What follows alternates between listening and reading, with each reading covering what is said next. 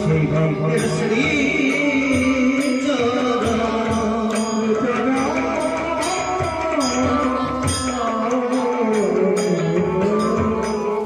এখানে কি বলেছে পদপদ্ম মহাজন আজু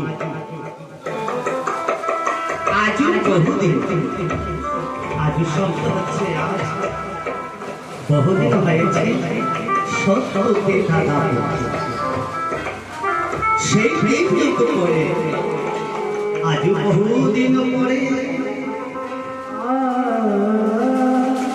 এলো রে সে দুয়ারে কে এসেছে আমাদের তিন যুগের যে রাজা ছিলেন ওনার নাম তো সবাই জানা আছে ওনার নাম হচ্ছে আমাদের অনাদি খান গোবিন্দ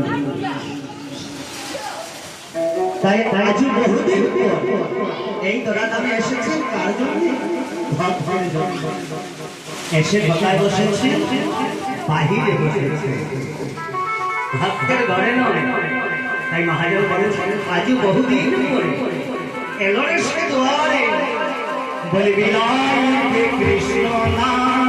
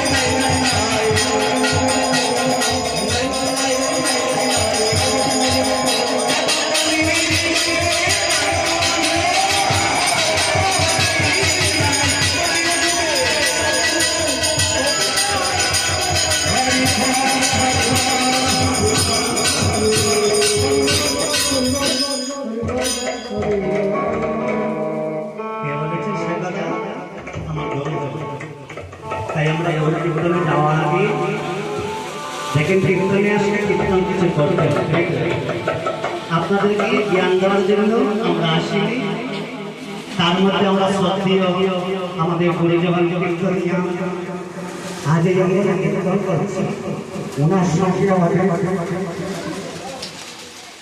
আজ আমাদের সঙ্গে নেই আমাদের মিলন দা আজ আমরা এখন চলে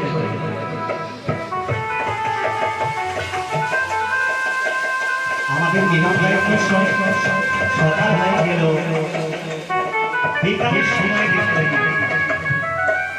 দুপুরবেলায় চলে গেলে সকালবেলা আমাদের সঙ্গে কাটিয়েছে কিন্তু বিকালের সময় আসলো না সকালবেলা কি জানে আমাদের বাড়ির কাল হচ্ছে সকাল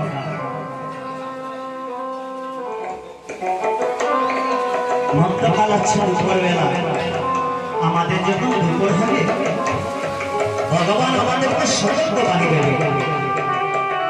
কি সতর্ক বাণী দেবেন জানেন? কখন সতর্ক বাণী দেবেন? আমাদের একেশ পেকে যাবে। ভগবান বললেন, হে ভক্ত, তোমাদের সময় চলে যাচ্ছে, একেশ পেকে যাবে। তারপর আবার সতর্ক বাণী দেবেন, দ্বন্দ্ব পড়ে যাবে বলে। যখন দ্বন্দ্ব পড়ে যাবে তখন সন্ধ্যা হতে চলেছে। যখন সন্ধ্যা হতে চলবে তখন কি হবে? সম্ভব হাতে একটি লাঠি, হাতে একটি লাঠি আসবে। তখন আমরা যে সকাল থেকে দুপুর বেলা এই সংসার ভ্রমণ করেছি, পুত্রকন্যা বিয়ে দিয়েছি, নাতি দশা পেয়েছি, যখন সন্ধ্যা হবে দেখবে নাতি দশা এসে আপনার সঙ্গে কথা বলবে না। বলে কেন ঘৃণা করে? বলি না। তখন কথা বলবেন না কেন জানেন? বলে দিদার সঙ্গে যদি আমি কথা বলি সে আমার কথা বুঝতে পারবে না। কেন? কর্ণে শুনতে পারবে না, ভালো করে কথা বলতে পারবে না। সেই সন্ধ্যাবেলা সম্পর্ক রাখবে আমাদের হাতে লাঠি, সেই লাঠি নিয়ে আমরা যখন সন্ধ্যা হয়ে যাবে নিজের বাড়ির করবে, নিজের বাড়িতে যেতে হবে। যে আজ এই অঙ্গনটা বৃন্দাবন সাজিয়েছেন তার জন্যে এই বাড়ি যিনি ছিলেন উনি কোথায় গিয়েছেন? নিজের বাড়ি। তাই ওনার পুত্র কন্যা আত্মীয় স্বজন পাড়া প্রতিবেশী সবাই সেই পুত্র কি করেছেন? মায়ের বৈষ্ণব সভার আয়োজন করেছেন। এক মন নিষ্ঠা ভক্তি করে যদি বৈষ্ণবের দান করা হয় তবে আমরা শাস্ত্রে বলেছে তিন কুল। সেই তিন কুলে 21 কুল। এই তিন কুল হচ্ছে পিতৃকুল, মাতৃকুল এবং শ্বশুরকুল। এই তিন কুলের 21 পুরুষ উদ্ধার হয়।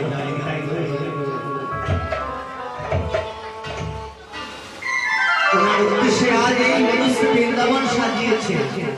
তাই সবার কাছে বলছি আমরা এদের সবাই নিজের বাড়িতে যেতে হবে।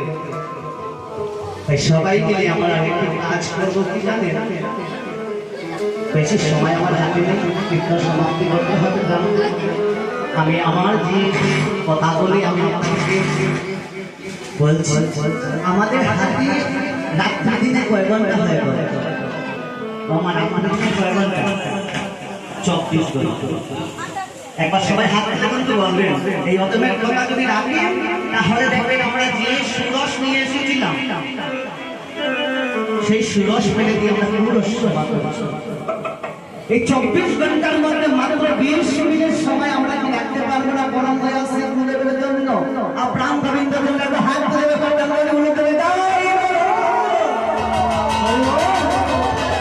সেই 20 মিনিটের সময় যদি আমরা রাখতে পারি তবে আমাদের কি হবে জানেন?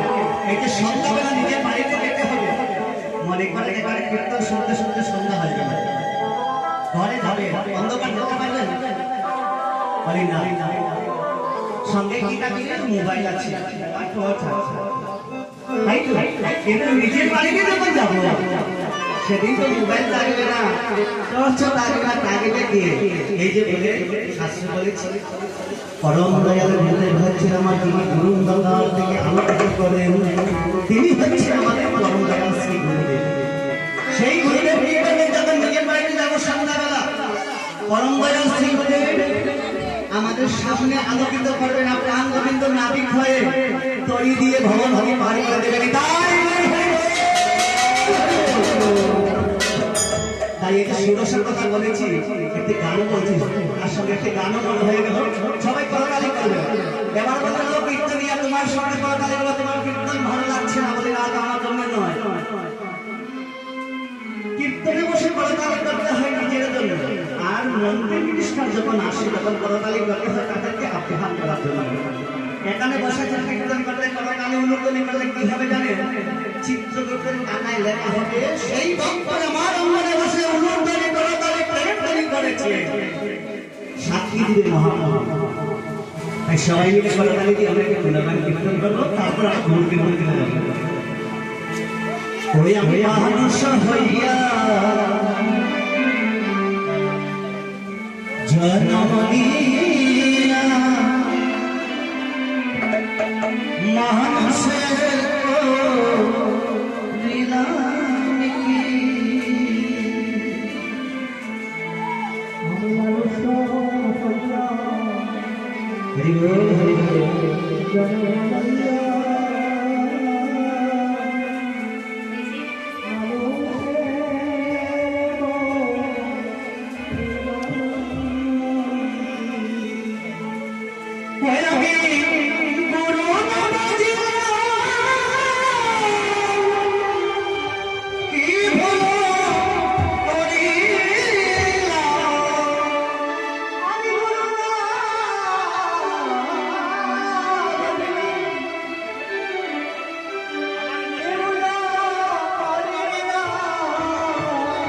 ওই আমি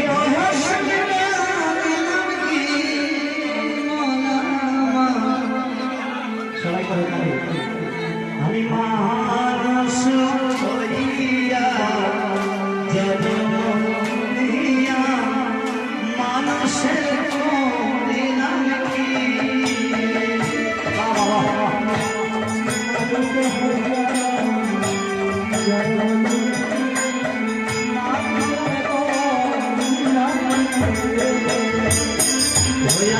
মানুষ হইয়া জন্মিয়া মানুষের দিলাম কি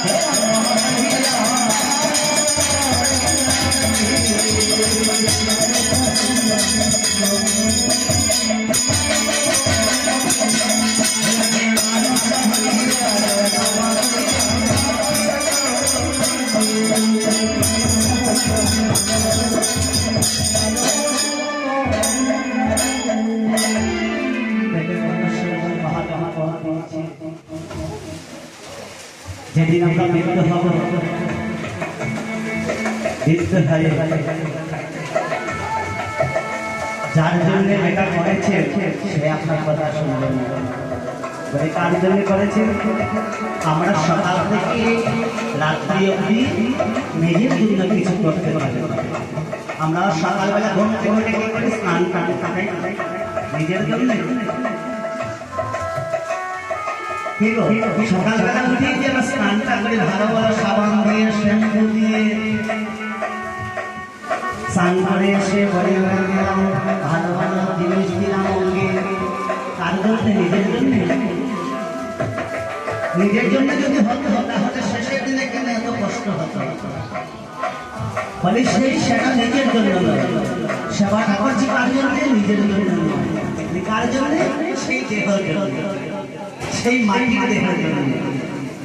সেই মাটির দেহ যেদিন বিছানায় পড়ে যাবো আমরা, এখানে কীর্তন হচ্ছে, আশেপাশে যদি কোনো বৃদ্ধ পুরুষ বা মহিলা বিছানায় থাকে, মন বলবে যদি একবার যেতে পারে, কিন্তু দেহ কথা শুনবে না। দেহ বিছানায় পড়ে থাকবে। তাই না তিনি মরুকুলা বলতে মন কখনো বুড়ো হয় না। ঠিক মন বুড়ো হয়, মনের জন্য আমরা কি করতে হবে? কৃষ্ণ নাম করতে হবে। তাই আজ কৃষ্ণ নাম নেওয়ার জন্য কিন্তু রাজত্ব ছেড়ে হাতে দণ্ড নিয়ে আপনি নামাবলী নিয়ে কাঁধে বিকটার জুড়ে নিয়ে রাজ প্রাণ গোবিন্দ নদিয়ার গান ধারে ছুটে ভাবে ভাগে বলছেন একবার হরি বল হরি বল হরি বল। নিজে হরি বল জেনে সবাইকে বলছেন একবার হরি বল হরি বল হরি বল। এই হরির নামই হবে তোমাদের শেষের সম্বল। তাই আমার আনন্দ দাদা ভক্তের কাছে গিয়ে পরে জুড়ে বলছে একবার কৃষ্ণ নাম করো। তাই মহাজন বাপ দিয়ে বলছেন